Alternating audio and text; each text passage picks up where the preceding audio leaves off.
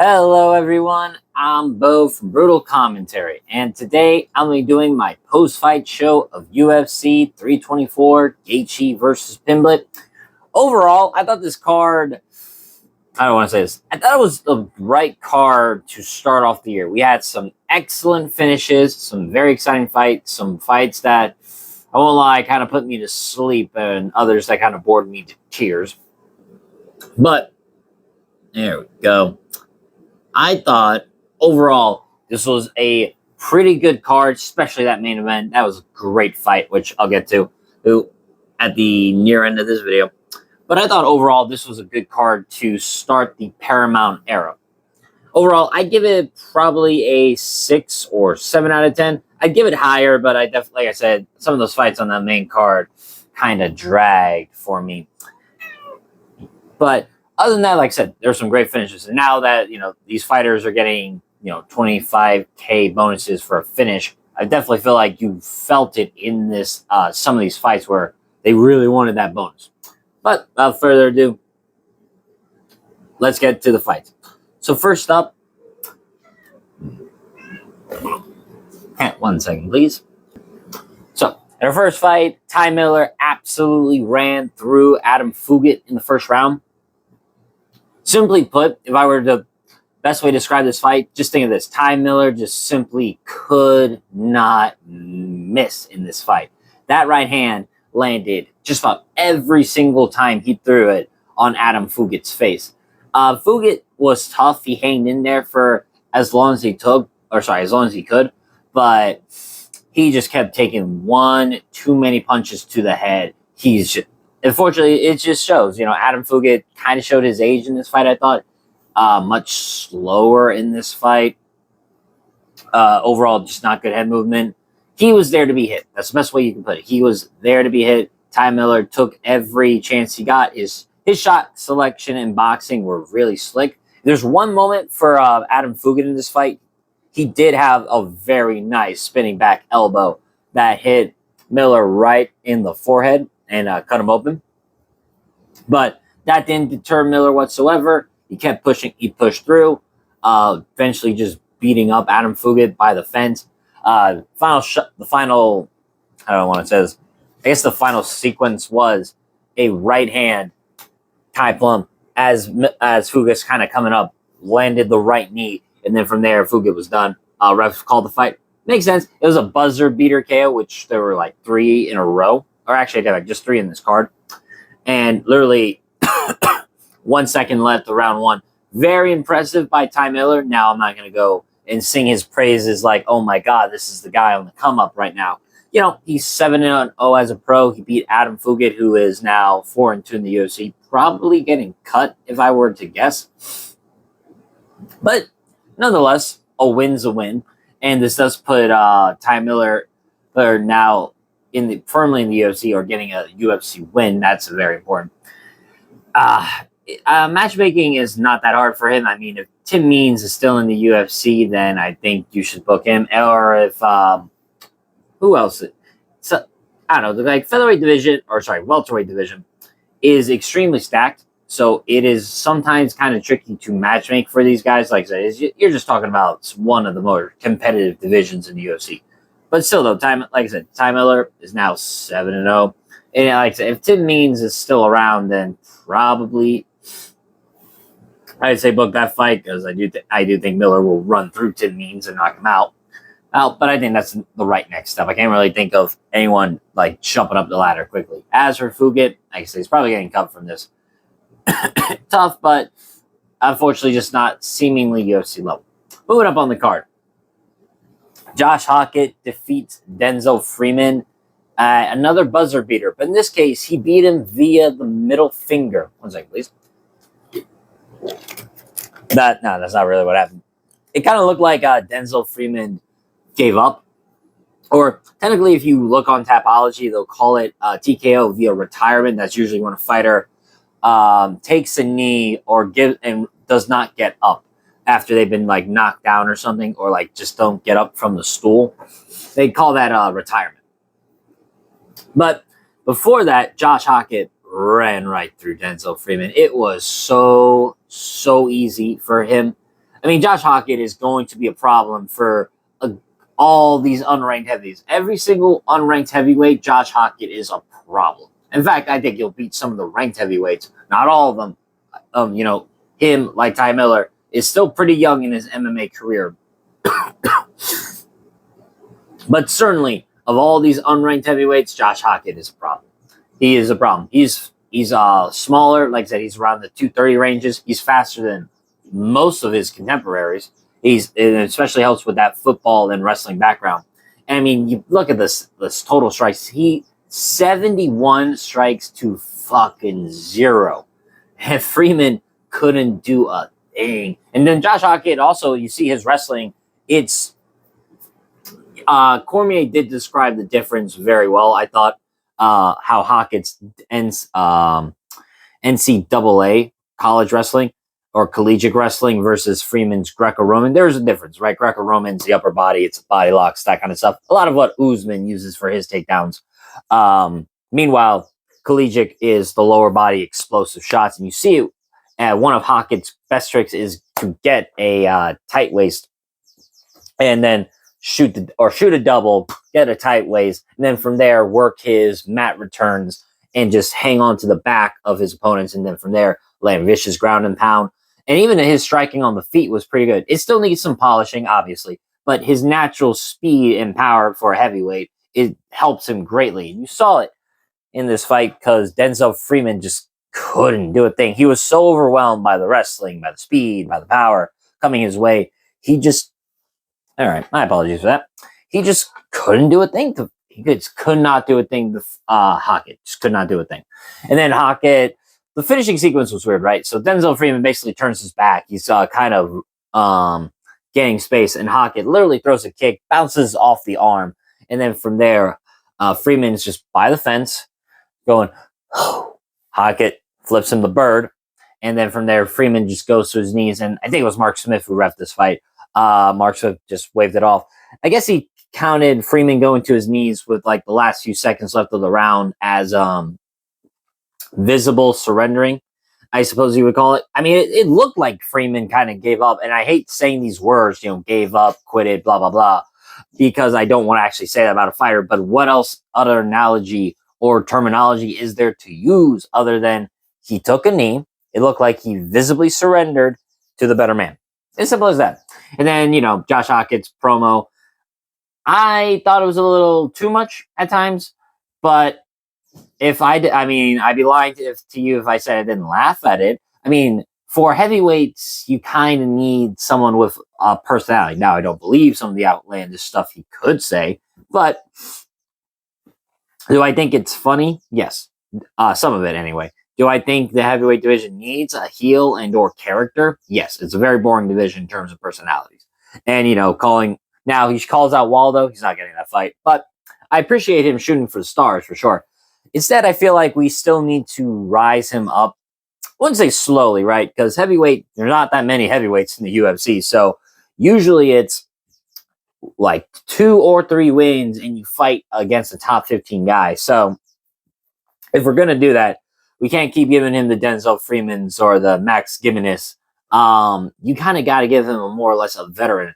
And by that, I mean like more than 10, like less than 10, or sorry, more than 10 fights or so. Like Louis Sutherland is the perfect next step because he's more or less a veteran of MMA, much more than Hockett. I mean, at 13 fights, again, not much, not like a crazy amount of fights, but that's the right next step. Or because Ryan Spann had to pull out of his fight with Rizaian Kuniev, Hockett versus Spann makes sense too. I mean, I'm sure we'll probably see Hockett on the White House card if I had to guess. Maybe not. But I do think Hockett versus either Louis Sutherland or Ryan Spann makes the most sense. As for Denzel Freeman, it's hard to say because that was a bad loss. If Lucas Bresky's still in the UFC, they'd give it him, sure. But, or maybe Max Gimenez, or if they didn't boot him as well. That's the only 2 I can see. Now, moving up the card. This one kind of made me sad, though. Alex Perez knocks out Charles Johnson in round 1. Basically, the best way I can sum up this fight is Alex Perez landed a left hook on Charles Johnson, and then never let him off the hook. Now, Charles Johnson was tough. He was tough as all hell. He tried to stay in it, and I was kind of shocked the ref didn't stop the fight earlier because because Johnson was just getting tagged repeatedly, but he kept fighting. He kept getting back to his feet. But I think from the first left hook that Alex Perez landed, Charles Johnson was just not all there. Now, I'm not saying that he was entirely on autopilot, but he was damn well close until Herzog stopped him. And I got to give credit. I thought Perez was kind of washed, but then I have to remember that some of his fights were pretty competitive up until like those losses, right? The Tatsuro Taira fight until he blew his knee out, he was actually doing pretty well against Taira. And then like against Asu Almabayev, again, he was doing very good until he got caught in the guillotine. I mean, Perez is a good fighter. He is a top 15 level fighter for sure. Or I guess I should say top 10. It's just, matchmaking, man. Flyweight's full of killers. And in retrospect, Charles Johnson is a step down, but I thought Charles Johnson had the skills to beat Perez, especially because, Johnson was streaking and Perez wasn't. But nope, unfortunately not. Like I said, that left hook just landed with impunity. And I mean, this finish was kind of crazy seeing how truly out of it Johnson was, because after Herzog stopped, you used to see Johnson still going after Perez, going for the takedown as he was still basically out. But no, you got to give credit. Johnson is tough. He's tough, man. Although you could see, like I said, the lights were on, but nobody was home at certain moments in the fight, I think, because some of the knees Johnson was throwing were so telegraphed and like hands to the waist when he threw them that, I mean, boom. Left hook is all Perez needed. That was the punch of the night for him. Where they go from here, it kind of sucks, but Charles Johnson is basically going to be playing gatekeeper now. That's just his role, unfortunately, in the flyweight division. It happens. He can beat the guys like Joshua Van and Loner Kavanaugh because they haven't experienced the adversity that he gives them yet. But he's seemingly gatekeeper. Now, I think he could still get wins, and I still think he can keep his ranking roughly. But this was a tough loss to take, and I don't think he's going to get another big opportunity unless he steps on in a short notice or something. So who they fight next? For Perez, I say rebook the Steve Erceg fight. That makes sense. And I will say after this fight, I definitely think Perez has a better shot of beating Steve Erceg than I originally gave him credit for, because they said his boxing and power, he could hurt Steve Erceg repeatedly in that fight. So I definitely think that is a smart move. That is the next fight to make for sure. As for Johnson, it's hard to say if he gets another fight in the rankings. All right, looking at the top 15 of the flyweight division, you got Tagir, you got Bruno Silva, and you got Loner Kavanaugh. Now, Silva and Kavanaugh are fighting each other. Tagir, I would prefer him to fight at bantamweight, so he'll probably fight another unranked contender. I was going to say Kai Asakura makes the most sense, but I believe he's going back to Ryzen to continue to improve before coming back. But if that is not the case, then I say, Kai Asakura versus Charles Johnson is fireworks. And I think the fight to make, or Andre Lima if he wins his fight in April, because Andre Lima's fighting, I forget who he's fighting, but he's going to be fighting on the Miami card. And so I think if Andre Lima wins, then Charles Johnson makes sense too. Mood up on the card. Oh my god. This one's a little embarrassing for me. We have Nikita Krylov Nikita Krylov defeats Modestas Bukauskas via another buzzer beater KO, this time with 3 seconds left of round number 3. I am genuinely baffled by this fight because, coming into it, Krylov coming off 2 pretty devastating knockouts. Before then, he was on a nice 3-fight win streak, but he had such inactivity by then. And then when he came back, he just didn't really look the same. His punches were very slow. They were very, by the waist. His defense was not there. And you had Modestas Bukauskas, who was, not for nothing, on a really good win streak. 4 fights in a row, 3 finishes, and looking better and better. But in this fight, it's like all of his improvements went out the window, as Bukauskas just started throwing very slapping shots. He never really set him up. There were times where literally his his head was far. How do I want to say this?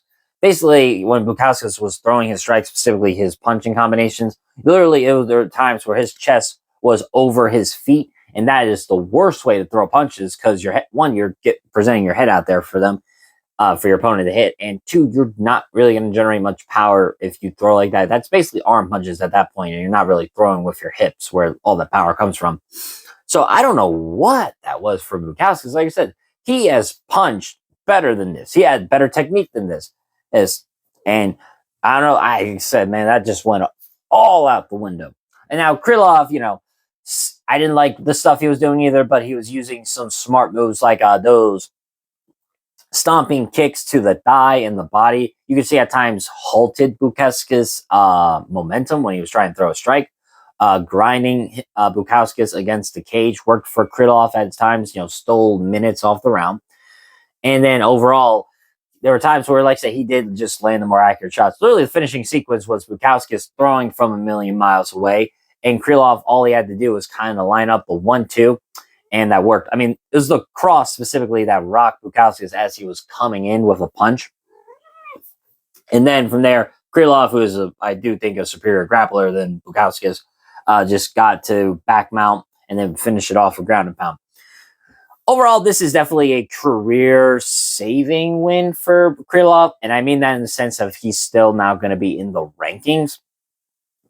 So that is a good win for him. Honestly, it's like, I just look very foolish now picking Bukauskas because, like I said, he looked better. He had looked better than this. I don't know what happened. This is a major shot in his stocks. Yeah. I mean, that's the best way you could put it, right? That was a major shot in his stocks because Bukauskas looked awful in this fight. But as for Krylov, like I said, it keeps him firmly in the top 15 of the light heavyweight. And you look at the rankings, I mean, fuck, he's fought he's fought damn near everybody in this division, right? He's fought Reyes, he's fought Bogdan Gustaf, he's fought not Jamal Hill. He fought Jan, he's fought Ankalaev. If he's fought like damn near everybody, at least in the top 10 for sure. Now, he called Jan Blachowicz. I don't really care to see that fight again. I do think Jan would probably beat him, even though Jan is relatively washed, I think. But if there is a fight for Krylov, I definitely think it'd be either Jamal Hill, or if we are going to do rematches, I think maybe Volkan Oezdemir would be a good rematch, as Krylov did beat him, and right now, looking at the rankings, Volkov is sitting at 8 while Krylov is 13. Could make sense. Now, if they want to feed another relatively prospect to Krylov, they could give him Ming Yang Zhang, but there's some options. As for Modestas Bukauskas, I mean, I still relatively believe he could beat a lot of the top 15, or sorry, not top 15, like relative, like top 20, right? Top 20, top 25. I'd still relatively believe Bukauskas can beat a good majority of those guys. But like I said, man, this was awful. This was awful in terms of like showing his abilities on a big stage. So in terms of matchmaking, I really don't know. Maybe Dustin Jacoby, if Dustin Jacoby beats Julius Walker 2 weeks from now, out on that Meta Apex card on February 7th, I think Dustin Jacoby would be a good step down, relatively speaking, for Bukauskas, but still a proper test. Moving up on the card. Ateba Gaethje defeats Andre Pelaev via unanimous decision. I think the scorecards were 130-27, 229-28. I think people got to calm down when it comes to this fight for Ateba Gaethje. Look, I understand that he had run over everybody up until Andre Pelaev. Jose Mendia, Robert Valentine, and Tristan Vines. Yes, he ran over these people in a round and he looked scary while doing it. But I've said it before, and I said it in my prediction video. Andre Pelaev is better than every single one of those, and I would pick Andre Pelaev to beat every single one of them. Like, relatively speaking, Andre Pelaev is actually pretty skilled, and he has some good experience, and he's shown that he could survive a storm. He could rally back, and I thought he did great in surviving a beatdown in round one, because he got dropped many times in round one, it looked like, because Gaethje, his power in the first round was there, and you saw it. He dropped Plive like I think it was 2 or 3 times at least. I think it was twice at most. Yeah, my sorry. Sometimes my memory is not the best when it comes to recollecting exact moments, but I can tell you he dropped Plive more than once in round 1. Though you can definitely see Gaethje was kind of surprised when it came to Plive not getting out of there. But I've said this before. Gaethje is very composed and he's very intelligent. He doesn't solely rely on his power to win fights. He does rely also on his technique, his guard, and his discipline. Now, I said I thought Pulaev striking was pretty damn good in this fight. Specifically, those rear kicks to the body he was throwing, or the southpaw. He was in southpaw. Those rear left kicks he was throwing to the body of Gaethje were landing with pretty good accuracy. The overhand left at times when he was pulling back from a Gaethje were working. And like there were some moments that were very well that I thought Pulaev was doing good. I think it's just like the underdog bias. Like if a guy who is a 10-1 underdog performs relatively good, like survives the first round when he's supposed to get smoked in it, and then makes it competitive enough to even win a round, most people are going to think, man, Gaethje, he's not all that. No, it's not that. It's like, you have to remember, the guy has roughly 10 fights or less. He's 23. He'll be 24 next month. He has a long way to go. So I do not think he is a bust or a fraud. I just think he fought a slightly higher level of competition. That's just it. That's the best way to put it. And like I said, it's not like he didn't drop Pulaev in like round 2. He still did good work in the subsequent rounds, except for round 3. That's the round I did give Pulaev, but I thought, round 1 and round 2 went to Gaethje. Now, obviously, I'm not saying shoot. Now, obviously, this shows, okay, we got to dial it back. Like I said, he's still relatively young in his MMA career, and I think he's still slightly more skilled than, say, Ngannou when Ngannou was at this point in his career. Though, granted, by this point, Ngannou didn't have a loss, but you get what I'm trying to say. I think Jung Young Park or Ismail Nardiev are probably the 2 next best tests. Because one for like Ismail Nardiev, it would be better for Gaethje because Ismail will probably want to stand with Gaethje. But the trick will be, how does Gaethje handle a much quicker opponent than him? But then if he takes on Jung Young Park, that's a tough assignment for him. Because Jung Young Park, he's tough to get out of there. He has good wrestling. And probably a superior gas tank to Gaethje. Now, you could give Gaethje Vettori. I'd be a little concerned. Now, granted, I know Vettori is not that skilled at this point in his career, but he's got that chin and he is a workhorse. So I definitely think it'd be Ismail Nardiev is what I think if the UFC wants to build up Gaethje or like continue to slowly build him up. I think Nardiev is the good next option. Now, as for Andre Pulaev, I don't think his stock takes too much of a hit. I mean, relatively speaking, he took on a monster and he won all 3 rounds. So, but he is still 1-2 in the UFC. Let's not get it twisted.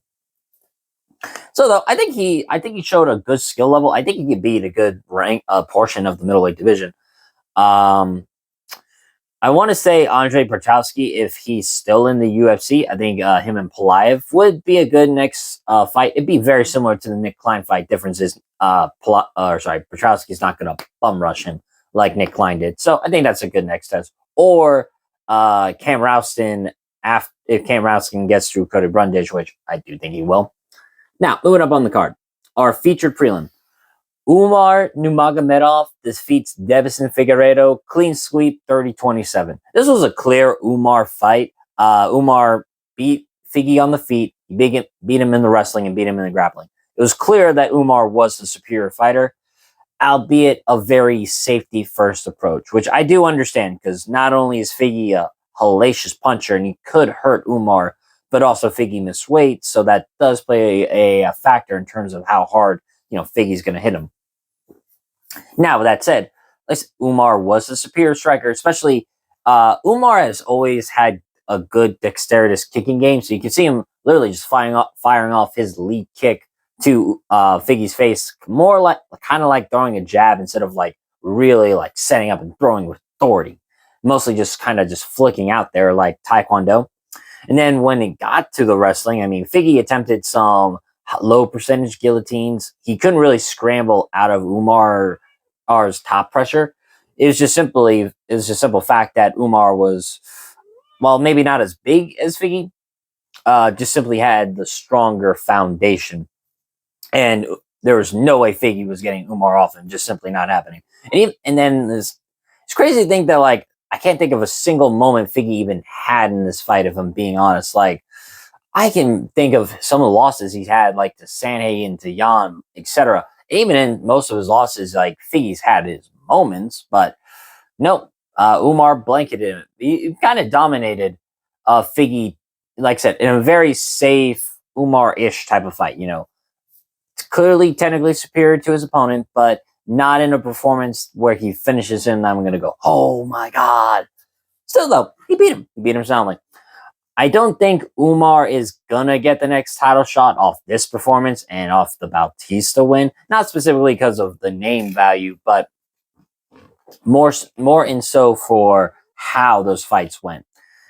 And Sean O'Malley probably will get the next title shot after the Merab trilogy.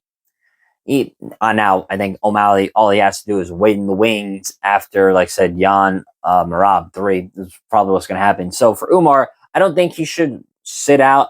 Like I said, I think he even said in an interview that he'll probably won't get the next title shot, even if he wins. So with that said, probably the right fight to make would be Ayman Zahabi. He's the only other one that Umar hasn't fought in the top 5, because I guarantee you they're not going to do Sean O'Malley versus Umar, and Song is coming off a loss, so it wouldn't really make any sense. So if we're talking about like a high caliber opponent that's highly ranked, Ayman Zahabi is the next best thing. And besides, it'd be a good fight, especially if it's 5 rounds in like Canada or Abu Dhabi, like some fight night. It'd be a good fight, I think, because Zahabi, he's kind of a dark horse in this division, and he has been, say what you want about him, like old and shit, but give credit, man. Ayman Zahabi is well coached. He is very well. He's very well trained, and he is pretty good at doing just enough to win. But again, I would, if that fight were to happen, then I would get more into the breakdown. But like I said, Ayman Zahabi makes sense. As for Figgy, I mean, there's still some fun fights for him at bantamweight. I don't think he has much longer in this division, of being honest, because he is 38 now. But there is somebody in the division he could fight. He could fight the winner of Mario Bautista and Vinicius Oliveira. Or if the UFC really wants to push him, they could give Payne Talbot that shot. But I definitely think Talbot should fight someone a little closer to his ranking. So for Figgy, I think the winner of Bautista versus Vinicius Oliveira. The only other guy that I think make the most sense would be Song, as they are 5 and 6 in the rankings. Now, I don't know if the rankings are going to shift drastically or nothing, but that would be another good fight to make. Plus, let's be real, that'd be awesome. Moving up on the card, our main card opener. Gene Silva defeats Arnold Allen via unanimous decision. I think one of the scorecards I think read 30-27, which I didn't really get, but I think the right scorecard was 29-28. I gave Allen the first round, as I thought he was just the technically superior striker to Silva, landing quick 1-2s. That 1-2 of Arnold Allen was beautiful to watch. Every time he threw it, it landed just about all the time. And he just seemingly was the busier striker in round 1, landing good leg kicks. I said that 1-2 seemingly could not miss, and was honestly kind of putting it on Gene Silva, as Silva was a little slow in the first round, mostly hand fighting, getting his reads. He did land some good shots to the body and some good leg kicks, but that was about it until the last 20 seconds to 15 seconds. Silva just opened up an arsenal of strikes, like flying knees, spinning elbows, that kind of stuff, and kind of hurt Allen. But I still thought Arnold Allen won the first round just off of activity and landing those clean shots. But then from round 2 to round 3, I thought it was Gene Silva's fight, because Silva started opening up a lot more, and there was one clear advantage he had over Arnold Allen, which I thought was kind of one of the big factors in this fight. Silva simply had more horsepower, and he hit much harder than Arnold Allen. That was, I think, the biggest thing going for Silva in this fight. As while Arnold Allen might have landed more numerically, and looking at like the stats now, the UFC stats aren't perfect, and I don't really use these to judge fights. Right? Oh wow, I'm kind of surprised by these numbers. Like Arnold Allen threw 121 strikes, got about 50% of those. Meanwhile, Silva threw about 141 and got 78 of them. All right, I'm kind of surprised with the numbers. I ain't gonna lie to you, because rewatching the fight and replaying it in my mind, I thought Arnold Allen outstruck Silva numerically for the most part. But again, Silva simply had more horsepower. He just hits harder. And you saw his striking arsenal really start to come together. His elbows are, I think, the nastiest at featherweight, because he has a good variety. He has the spinning elbows, which you've seen multiple times. He has those good tomahawk elbows. That's mostly when he comes in kind of like arcing, or just straight out like this, kind of like say you're swinging a tomahawk. And then his up elbows are nasty. Silva's close range weapons are his best in terms of the striking, but he was even landing some good wrestling moments on Allen, specifically some good trips. And then in the third round, I mean, we all know the aura forming moment, or like one of the craziest, like right his pictures you could see. He takes Allen down, and as Allen's getting up, Allen kind of turtles, and then Silva basically just steps on him and jumps right off Arnold Allen like a springboard. Or another analogy, like some kid playing with his dad. That's essentially what he did to him. Ow. Sorry about that. But like I said, this was, I think, a great fight. Overall, I really enjoyed this fight immensely. And I think with the skill level these two displayed, I mean, it was obvious these two were probably the best fighters on the card. We're talking just skill-wise. And I don't think Arnold Allen really has anything to be ashamed about. It sucks that he lost after, a year and a half of not fighting. But if there's one thing that I can say with absolute certainty, that Arnold Allen is still a top 10 featherweight. And he's clearly still very fucking skilled. I do think ring rust played a good factor in this fight, as I think he started to slow down a bit as the fight went on. Silva seemingly had the better gas tank. And, not fighting, for a year and a half and then coming back and you're fighting one of the more dangerous and lethal featherweights. Yeah, that's a big step up. That's a big return fight. So I thought Silva did a good job getting back. Now, he called for a title shot. I really don't need to see him in the title yet. I love the fighting nerds. I'm a big advocate for them. I'll be the first one to say if they're in a title fight, I'm going to be super happy. But I don't think Silva is ready just yet. I mean, he did just lose to Diego Lopez not even half a year ago. So let's not act like, oh my God, he just went on this amazing win streak. No, he beat Arnold Allen. That's a great win. And honestly, this fight does elevate Diego Lopez, that considering he beat this monster. But I still think Silva needs 1 or 2 more wins. Now, he's firmly in the top 10, that's for sure. He did just beat the number 6 ranked guy. I believe Silva should fight someone like a Yair Rodriguez. I would say, Evloev or Murphy. But, I want those two to fight each other for the number 1 contender fight. So, instead, it would definitely make more sense for Lopez versus Yair Rodriguez. Could you imagine though that fight? I mean, the power and creativity. I mean, both guys are creative strikers, but they're different, right? Yair's a bit more flashy and dazzling. I guess that's the right word, right? Because he throws a lot more crazy stuff like jumping kicks, cartwheel kicks, etc. More flashy with his creative striking, while Silva is more violent with his creative striking, like his elbows, like his knees. He's much more damage-oriented, it seems. So that'd be a spectacular fight. Now, as for Arnold Allen, I don't want to say feed him to the wolves, but I mean, by God, it's the featherweight division. It is stacked with just killers after killers. I mean, let's see. Silva will probably be like number 6 or number 5, right? Allen will move down roughly a few spots. But look at who's going to be with him, right? Yusuf Salal, Aljamain Sterling, Steve, Yves Garcia, Pitbull, Josh Emmett, etc. Now, I do think a good next fight for Arnold Allen would be Steve Garcia, because that's a good next step for Steve Garcia, and a good I mean, granted, it'd be tough for Arnold Allen because Steve Garcia hits like a truck, but that'd be a good step down in competition, I think, and a good step up in competition for Steve Garcia. So that's a good fight next. Moving up on the card.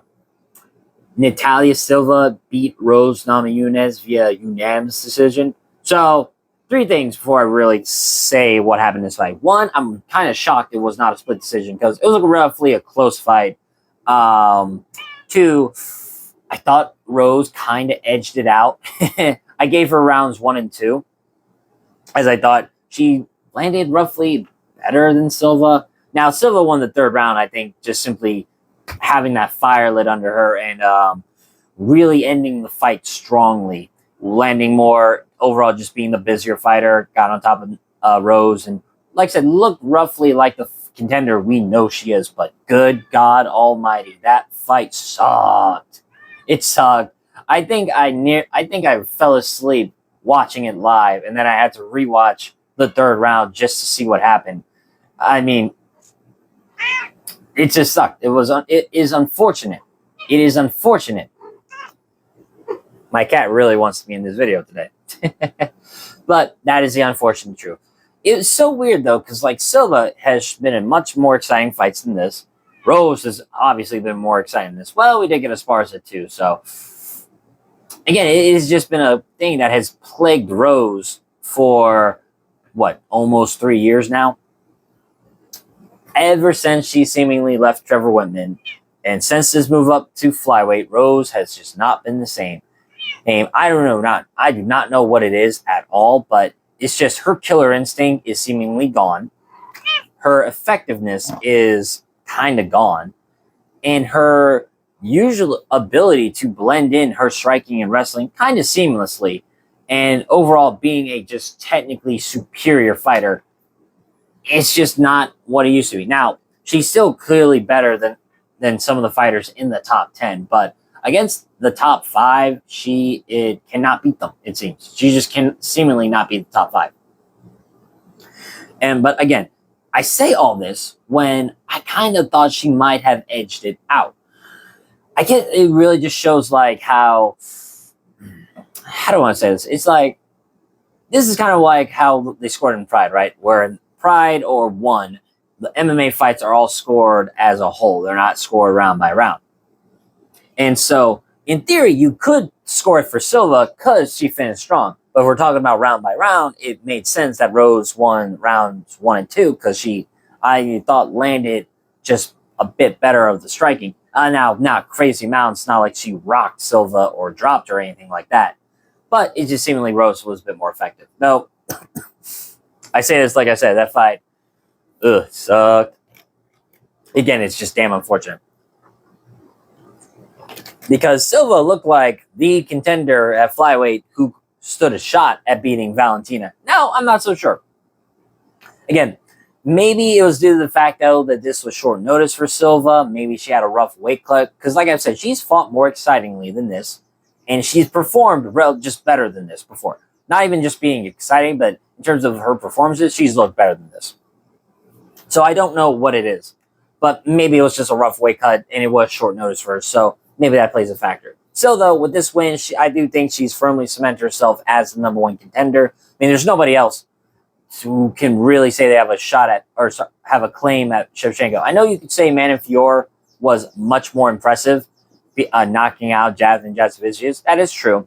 But Fiorot has lost to Shevchenko, and that fight wasn't even a year ago. And I know, Volkan Lopez, blah, blah, blah. There's a difference in that. Because I think they just won a Mexican champion in the UFC with Diego Lopez. So they're going to kind of push him to the title fight. This is different. And like I said, Silva has beaten every opponent they've put in front of her. And they've increasingly, in terms of like a legacy, have been better and better. Her Andrade, former champion. Grasso, former champion. Now Rose, former double champion. Silva's beaten all the right people to get a title shot. It has happened. As for Rose, I mean, they can give her kind of whoever at this point, really.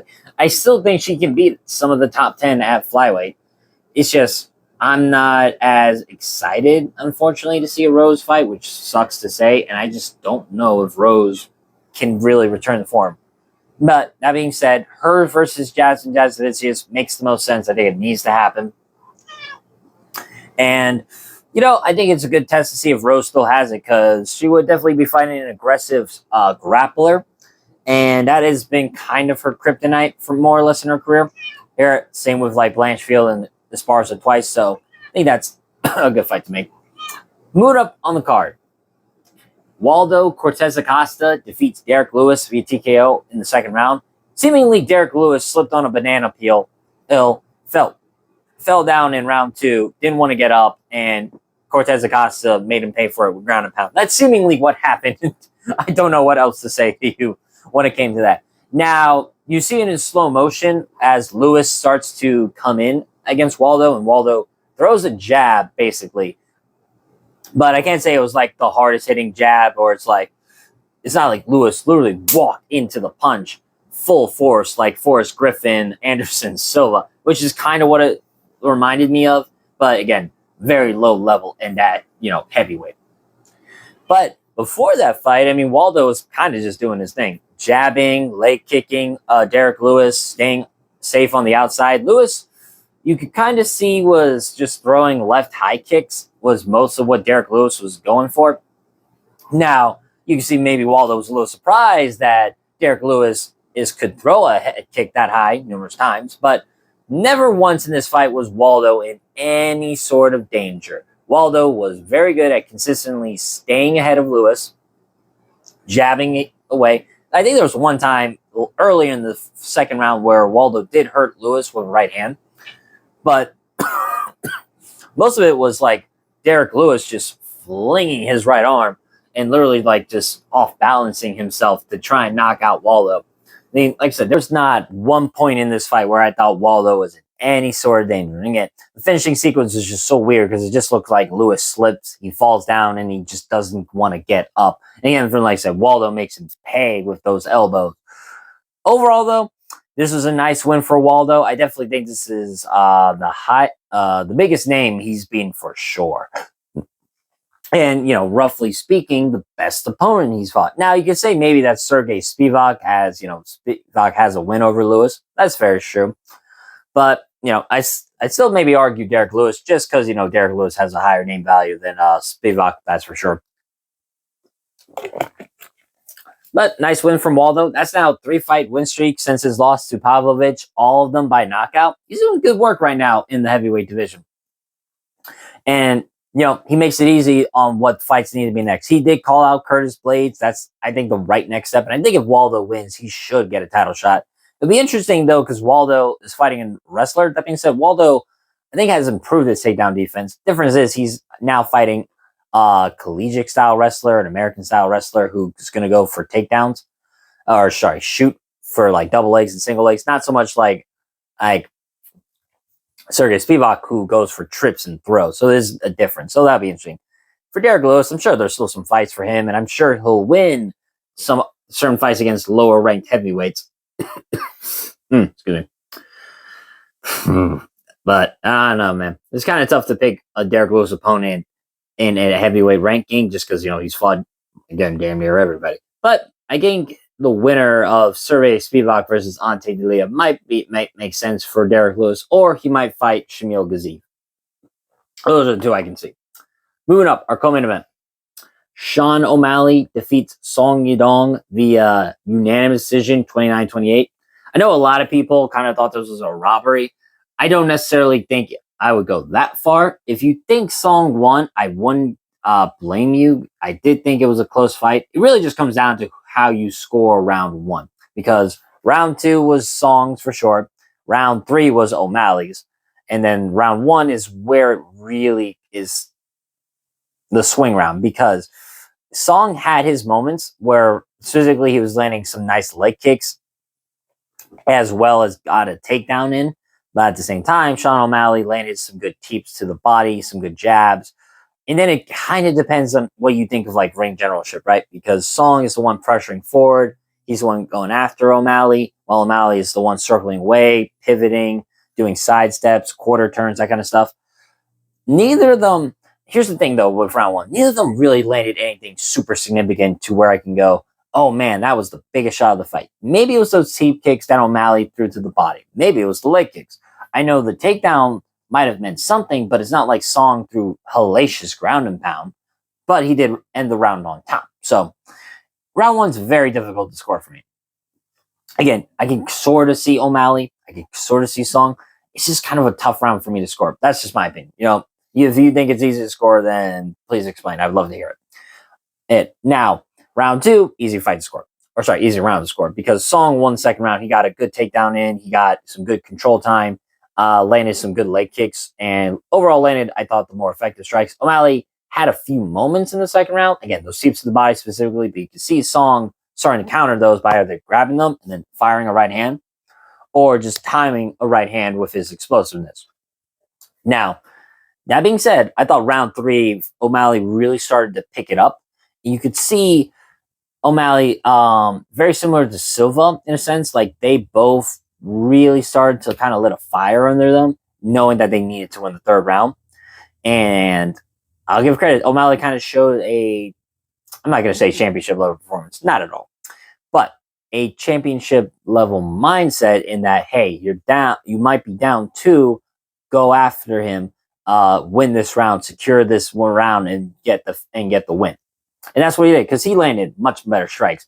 Specifically, I think in the last minutes when you really started to see O'Malley really look like what he had looked like before. Like that last minute in the third round, he looked like the O'Malley that fought Marlon Vera.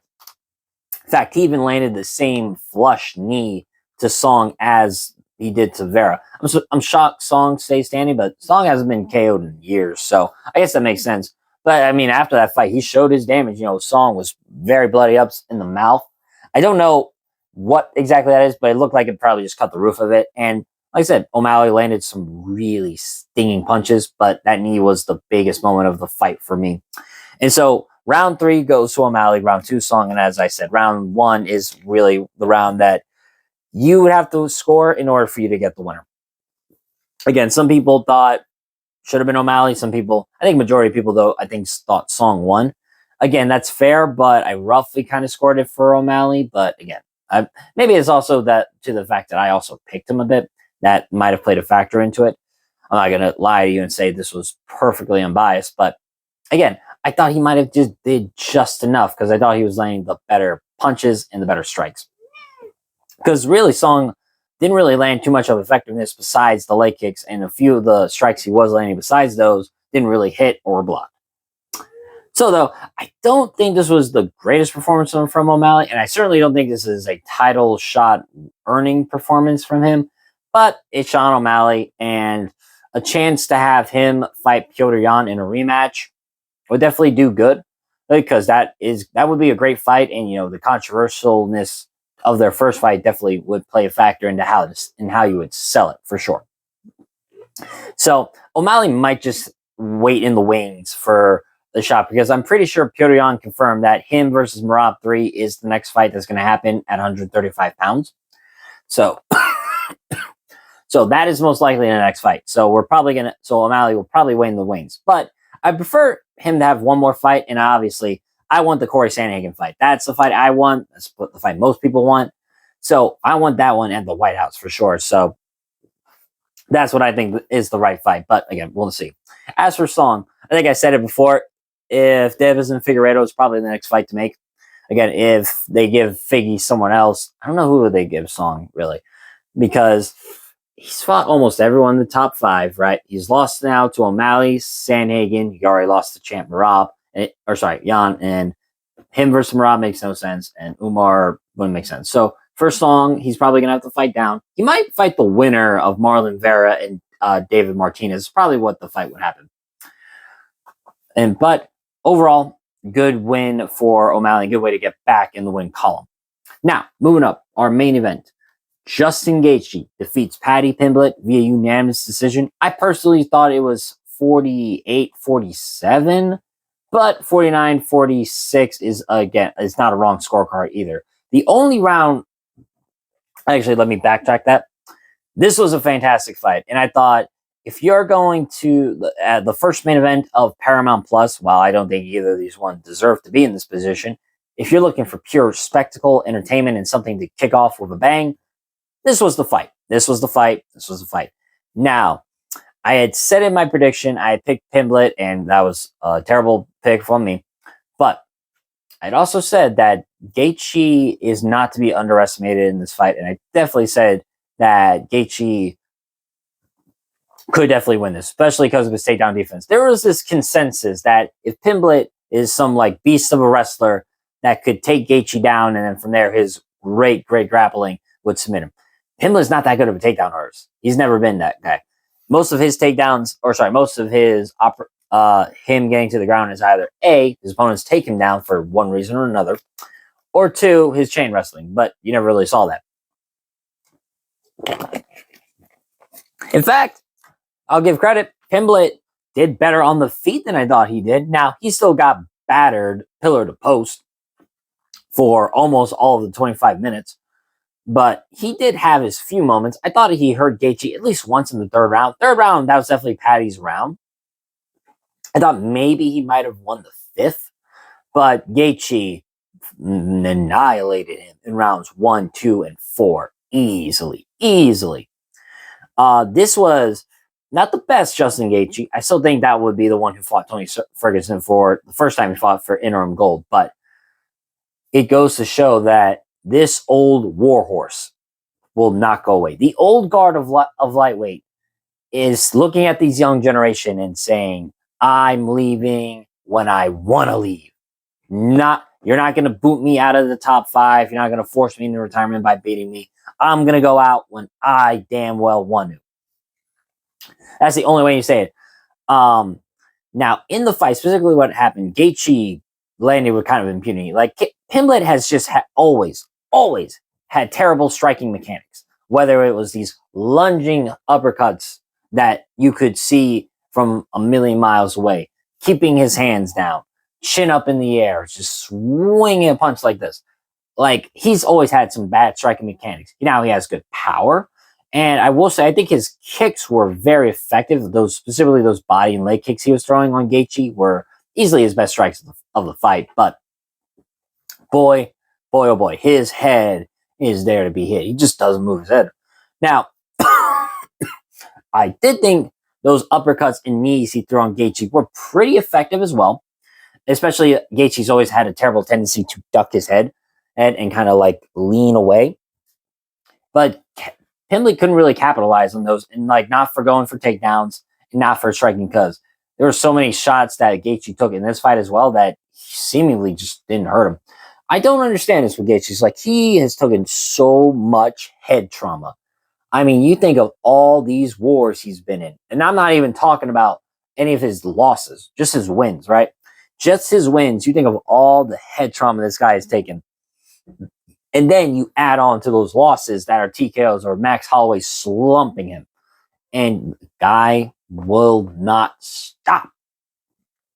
Now, being said, talk about chins, Paddy has one hell of a chin because he was busted up by the end of this fight. I mean, it looked like he broke his cheekbone or something. I mean, I definitely wouldn't be shocked if I found out. If I find out that Pimblett's cheek was broken, I wouldn't be shocked. But damn, he was right. Scousers don't get knocked out. He was right. I don't know what they do over there in Liverpool, but damn, does he have a chin on him? Because it looked like it was going to get knocked out literally the first round as Gaethje's basically holding his head. Pimblett's head is looking this way. He can't see the uppercut coming from Gaethje, and then drops him bad with that. Or the knee Gaethje landed on Pimblett in the second round as Pimblett's getting up. And overall, Gaethje just clearly had more power. It was the Justin Gaethje effect. We've seen it multiple times. Win or lose, you're going to be in pain. That's just what's going to happen.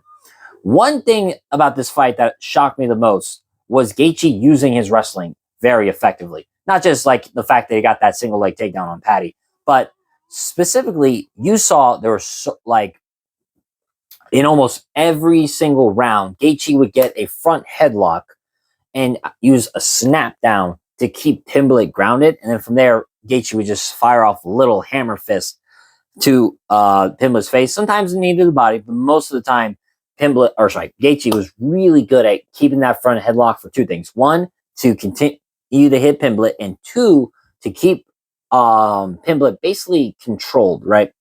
As Pimblett couldn't really move out of the headlock, as Gaethje seemingly was just stronger in those positions. And I guess it really does show people who think Gaethje can't wrestle. Again, Gaethje can wrestle. He has good wrestling background. He just has openly admitted he refuses. But this fight shows he has good wrestling technique.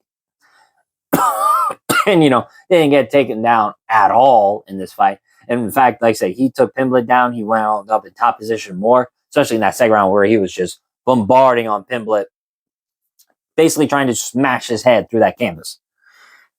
And overall, this was just a great performance by Gaethje. Again, I've seen him have better technical performances, and I've seen him look better or in fights where it looked like he was going to lose.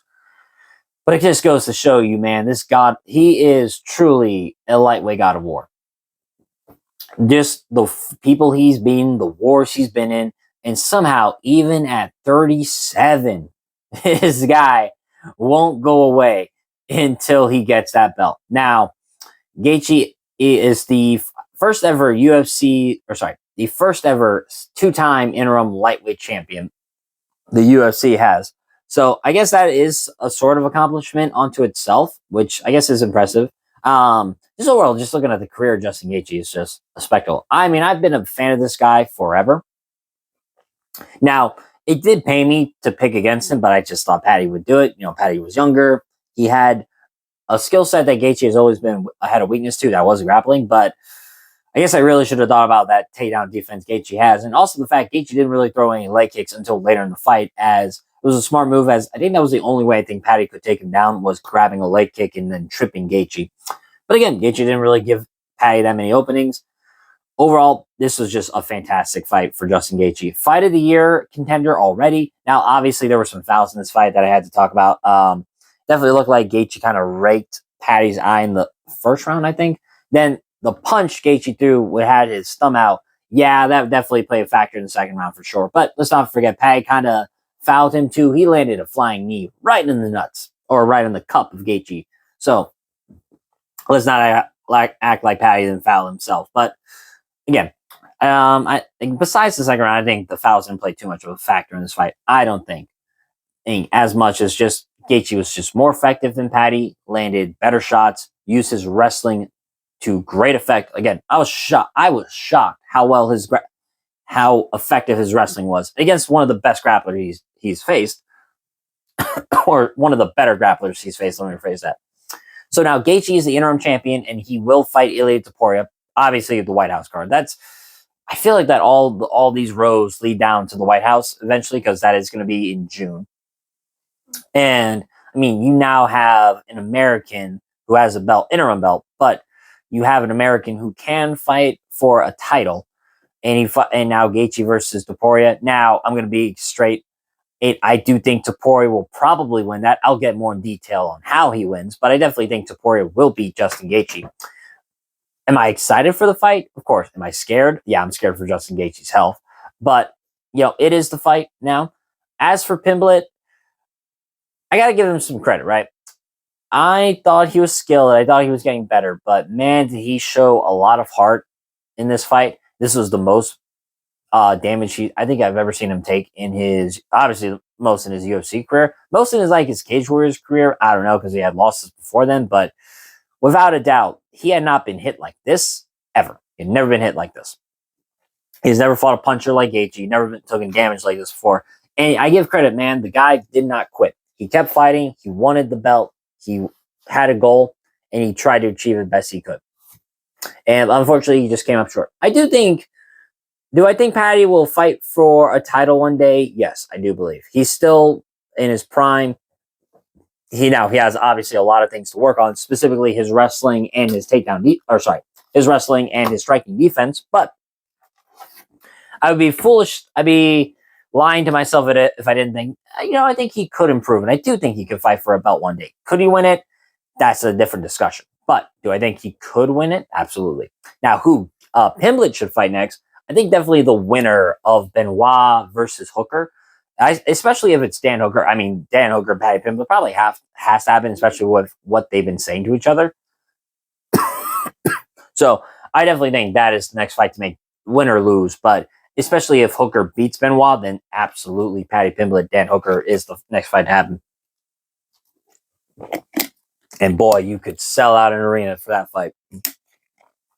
But with that being said, that has been my post-fight show on this card. Now, there are a lot of cancellations, like last minute, so there only was 11 fights. But of those 11, I got 8 correct and 3 wrong. The only 3 I got wrong were the Charles Johnson-Alex Perez fight, the Bukauskas Bukauskas, Nikita Krylov, and then, of course, the main event.